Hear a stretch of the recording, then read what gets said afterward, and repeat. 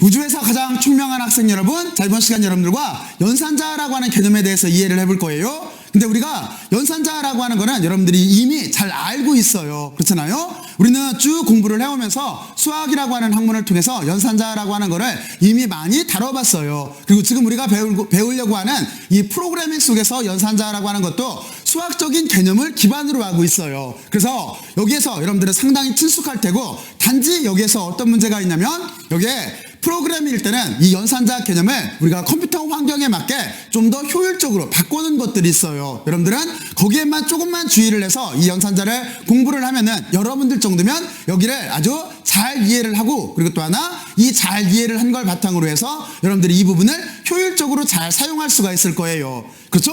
우리가 컴퓨터 프로그램을 다룰 때 또 하나 많이 하는 게 바로 수학적인 계산이에요. 이 수학적인 계산을 하려면 여러분들은 기본적인 연산자 처리 방법에 대해서 반드시 알고 있어야 돼요. 그렇잖아요? 자, 그러면 이제 여러분들은 왜 연산자를 공부를 해야 된다라고 하는 걸 잘 이해를 했을 거라고 생각을 하고, 자, 이제부터 한번 여기 내용을 같이 한번 생각을 해보죠. 자, 그러면 기본적으로 연산자라고 하는 거는 산술연산자, 관계연산자, 논리연산자, 그리고 복합 대입 연산자라고 이렇게 구분을 할 수가 있어요. 그래서 산술연산자라고 하는 거는 여러분들이 알고 있는 거예요. 더하기, 빼기, 곱하기, 나누기. 여기 보면은 더하기, 빼기, 곱하기, 나누기 등등등이 있어요. 여기에 대해서는 제가 조금 이따가 설명을 할게요. 자, 그리고 그 다음에 관계연산자라고 하는 게 있어요. 관계연산자라고 하는 거는 비교연산자라고도 하는데, 이거는 A가 B보다 크니 작니, 또는 A가 B보다 크거나 같니, 또는 작거나 같니, 또는 A와 B가 같니, 또는 A와 B가 같지 않니, 바로 이걸 물어보는 게 여기에는 관계연산자는 거예요. 그렇죠? 그리고 여러분들은 여기에서 요기요, 이게 같다라는 뜻이에요. 등호를 두 번 써줘야 같다라고 하는 거죠. 이렇게 하나만 있으면은 이거는 대입연산자가 된다라고 여러분들은 변수를 배울 때 이미 공부를 했어요. 자, 그리고 이제 여러분들은 여기에서 같지 않다라고 하는 것도 생각을 해봐야 되는데, 같지 않다라고 하는 거는 이렇게 등호 앞에다가 느낌표라고 이렇게 기호를 붙여주면 돼요. 느낌표 기호를 붙여주고 등호를 쓰게 되면은 이거는 같지 않다라고 하는 뜻이 되는 거예요. 그리고 논리연산자도 여러분들이 잘 알고 있을 거예요. 우리가 논리명제 같은 것들을 생각을 할 때 둘이라고 하잖아요. true, false로 나오는 거. 그러니까 이쪽은 무슨 얘기냐면 둘 다 참이면은 참인 거고, 그리고 오하라고 하는 거는 어떻게 되는 거예요? 이거는 한쪽만 참이어도 참인 거죠. 그리고 여기에는 not이라고 하는 거는 반대인 거죠. true면 false인 거고, false면 true인 거예요. 바로 그런 거를 우리가 논리연산자라고 해요. 그리고 여기 보면은 여기에 있는 복합대입연산자가 우리가 수학 시간에는 안 나왔던 거예요. 그쵸? 여기는 뭐냐면 편리성을 위해서 만들어 놓은 거예요. 그리고 여러분들이 조금만 컴퓨터의 코딩을 조금만 하다 보면은 우리가 이쪽 복합대입연산자로 표현하는 게 훨씬 더 편하다라고 하는 걸 알 수가 있을 거예요. 여기는 어떻게 쓰는 거냐면 여러분들이 한번 머릿속으로 지금 한번 상상들을 해봐요. i라고 하는 변수가 있어요. 그리고 거기에 옆에 대입연산자가 있어요. 그리고 나서 우리는 i 플러스 1을 했어요. 그러면 이런 거를 우리가 i는 i 플러스 1, 바로 이런 거를 자기 할당이라고 해요. 자기 할당이라고 하는데, 우리는 문법을 i는 i 플러스 1 이렇게 써도 되지만, 이걸 어떻게 쓸 수도 있냐면 i 플러스 는 1 이렇게 써도 돼요. 그러니까 여기 있는 것처럼 i 플러스 는 1 이렇게 써도 이게 똑같이 i는 i 플러스 1로 쓴 거하고 똑같다라고 하는 뜻인 거예요. 그리고 물론 여기에서 제가 는이라고 붙은 거, 는 한 거는 실제는 대입연산자가 되는 거겠죠. 바로 이렇게 표현하는 거를 우리가 복합연산자라고 하는 거예요. 그러니까 복합연산자라고 하는 거는 산술연산자, 쉽게 말해서 플러스 마이너스라고 하는 산술연산자하고, 그리고 또 하나 대입연산자, 등호라고 하는 기호로 쓰는 대입연산자가 합쳐져 있는 거를 우리가 이거를 복합연산자라고 하는 거예요. 그러니까 여기 보면은 뭐가 있어요? 대입연산자가 있죠. 여기 보면은 산술연산자들이 이렇게 있죠. 이거를 이렇게 합쳐놓은 거를 우리가 복합 대입연산자라고 하는 거예요. 하여튼 이 부분에 대해서는 여러분들과 같이 여기 주제가 나왔을 때 다룰게요. 지금 여러분들과 같이 어떤 걸 다뤄볼 거냐면, 그러면 이번 시간에는 여러분들과 같이 여기에는 산술연산자에 초점을 맞춰서 다룰 거예요. 그래서 이번 시간 주제는 여기에 있는 4가지 연산자 중에서 우리는 산술연산자에 대해서 생각을 해볼 거예요. 자, 그러면 여러분들은 산술연산자는 정말로 잘 알고 있어요. 그러니까 여기에 있는 여기 초기 문법을 쭉 한번 보면서 여기에서 대강 이렇게 되겠구나 라고 하는 걸 여러분들이 한번 머릿속으로 직접 한번 생각들을 한번 해보세요. 여러분들이 직접 한번 해보세요. 그리고 또 하나 아래쪽에 보면 우선순위가 있어요. 우선순위. 우리가 여기 산술연산을 하다 보면은 우선순위가 있잖아요. 그렇잖아요. 그러니까 여러분들이 여기서 우선순위도 한번 이렇게 한번 지금 한번 알아보세요. 그러면 여기 스스로 한번 생각들을 해보세요.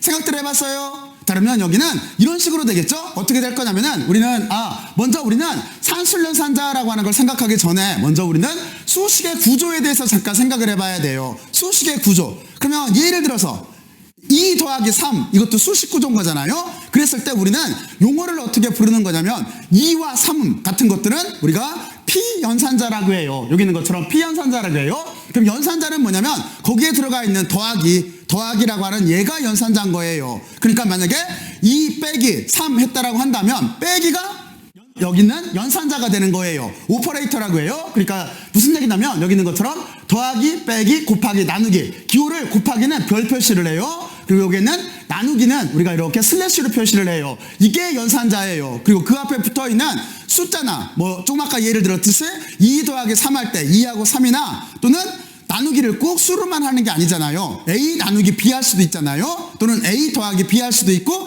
A 곱하기 B 할 수도 있잖아요. 바로 이것처럼 변수라고 하는 것도 똑같이 피연산자가 되는 거예요. 피연산자가 되는 거예요. 자, 그러면 여러분들은 이제 구별을 했어요. 피연산자라고 하는 거는 숫자나 변수가 되는 거고, 그리고 또 하나 연산자라고 하는 거는 여기에 있는 이런 어떻게 하라라고 하는 걸 뜻하는 이런 기호들이 연산자가 되는 거예요. 자, 그러면 여러분들은 여기까지 이제 잘 이해를 했을 거라고 생각을 하고, 이제 덧셈, 곱셈, 뺄셈, 고셈, 나누기에 대해서는 여러분들이 기호에 대해서 좀 전에 이렇게 설명을 했어요. 그리고 또 하나 우리가 지수연산자라고 하는 게 있어요. 몇 승 하는 거. 그렇잖아요. 만약에 2에 5승 이렇게 말을 하잖아요. 그랬을 때 우리는 어떻게 쓰면 되는 거냐면 2에다가 별 표시를 한 번, 두 번을 해주는 거예요. 그리고 여기다가 5를 쓰면 돼요. 다시 한번 얘기할게요. 2에 5승이라고 하는 걸 쓰고 싶다면 2를 밑으로 하고 5를 지수로 하는 바로 이런 식 형태를 쓰고 싶으면 2 스타 별표시 5를 써주면 되는 거예요. 그러면 이게 2의 5승을 뜻하는 거예요. 이해갔죠? 거듭제곱은 여기 있는 것처럼 이렇게 별표시 2개로서 이렇게 표현하게 돼 있어요. 자, 그리고 나누기에 대해서는 여러분들이 조금 심각하게 생각을 해야 돼요. 여기는 진짜로 심도 있고 심각하게 생각을 해야 돼요. 왜 그러냐면 여기에서 우리가 일상생활에서 쓰지 않는 기호를 써요. 일반적으로 나누기라고 하는 건 여러분들이 알 거예요. 이렇게 지금 슬래시를 가지고 있는 거는 우리가 말 그대로 이렇게 쓰는 나누기하고 똑같은 역할을 해요. 하지만 우리가 나눌 때 보면은 어떤 게 나오냐면 목만 구하라 또는 나머지만 구하라 하는 것도 연산자로서 존재를 해요. 이 점이 산수하고 달라요. 그래서 그거는 어떻게 하면 되는 거냐면 나눗셈에서 목을 계산하고 싶으면 슬래시를 2번 쓰면 되는 거예요. 이렇게 2번 쓰게 되면은 여기에서는 어떤 특징이 있는 거냐면 여기에서는 그러니까 여러분들이 어떤 나누기를 해요. 나누기를 할 때 쉽게 말해서 정수만, 목만 계산하고 싶은 거예요.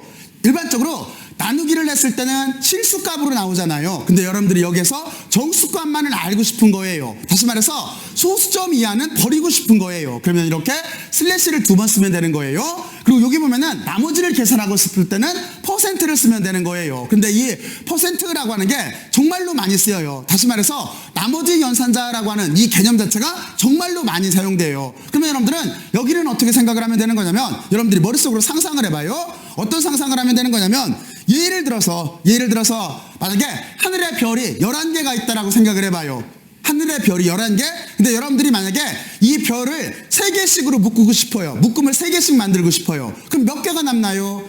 별이 11개가 있다라고 한다면 틀림없이 우리는 묶음을 3개씩 묶게 되면은 그러면은 3묶음이 나오겠네. 그리고 나머지는 2개가 되겠죠? 나머지는 2개가 따로 존재를 할 거예요. 근데 만약에 여러분들이 별이 11개가 있는데 이 별을 이번에는 묶음을 2개씩 해서 묶어봐요. 그러면은 어떻게 돼요? 몇 개 묶음이 나와요? 5개 묶음이 나오고 나머지는 1개가 되겠죠? 바로 이런 식으로 나머지 값을 구할 때가 상당히 많아요. 그래서 여기는 퍼센트라고 하는 걸 잘 활용을 하면은 여러분들은 상당히 수직 해석을 할 때 효율적으로 쓸 수가 있어요. 그 값을 효과적으로 빼낼 수 있다는 소리인 거예요. 자, 그래서 여러분들이 여기 나머지에 대해서는 이렇게 한번 생각을 해봐요. 그리고 제가 조금 있다가 여러분들한테 지수함수라고 하는 거 그리고 여기 나누기에 대해서 예를 통해서 여러분들한테 다시 한번 이렇게 설명을 해줄 거예요. 자, 그러면 여러분들은 여기까지 잘 정리를 했을 거라고 생각을 하고 자, 이제 여기에는 항상 산술계산 속에서는 어떻게 되는 거냐면 우선순위가 있어요. 근데 여기에는 프로그램에서는 우선순위가 여러분들이 수식에서 아는 거하고 약간 다르게 좀 더 이렇게 그 컴퓨터 프로그램에서 만들어낸 색다른 개념들이 있어요. 근데 일단은 그런 개념들은 그런 부분이 나왔을 때 생각을 하기로 하고 지금은 가장 단순하게 제일 많이 쓰는 것만 생각을 해보죠. 그러면 먼저 여러분들이 제일 우선순위가 높은 거는 여기에서 이 중에서 보게 되면은 지수예요. 그렇죠? 이 지수승이 여기가 제일 우선순위가 높아요. 그 다음에는 곱셈, 나눗셈, 그리고 나머지가 우선순위가 높아요. 그리고 그 뒤에 덧셈이나 뺄셈 같은 것들이 그 다음 순위예요. 근데 이거를 강제적으로 할 수도 있어요. 쉽게 말해서 우선순위를. 그럴 때는 어떻게 하면 돼요? 이거는 수학적 개념하고 똑같아요. 어떻게 하면 되는 거냐면 괄호를 이렇게 사용을 해서 우선순위를 결정을 해주면 되는 거예요. 괄호로 묶어버리면 바로 거기가 먼저 우선순위가 되는 거였었잖아요. 바로 그런 식으로 이렇게 계산을 해주면 돼요. 자, 그러면 여러분들은 다음과 같이 이렇게 우리가 기본적으로 연산자에 대해서 산술, 관계, 논리, 그리고 복합 대입 연산자가 있다는 걸 알아봤고, 자, 이제 우리의 초점인 산술 연산자에 대해서 생각을 해볼 건데, 산술 연산자에 대해서 지금 하나, 둘, 셋, 넷, 5개 파트로 이렇게 설명을 했어요. 자, 그리고 지수 연산자, 그리고 여기 나눗셈에 대해서는 좀 이따 예를 통해서 한번 정확하게 알아보죠. 그리고 우리는 우선순위에 대해서 생각을 해봤어요. 자, 여기까지 여러분들 나름대로 한번 정리들을 해보세요. 저는 이제 이거를 예를 통해서 알아볼 거예요.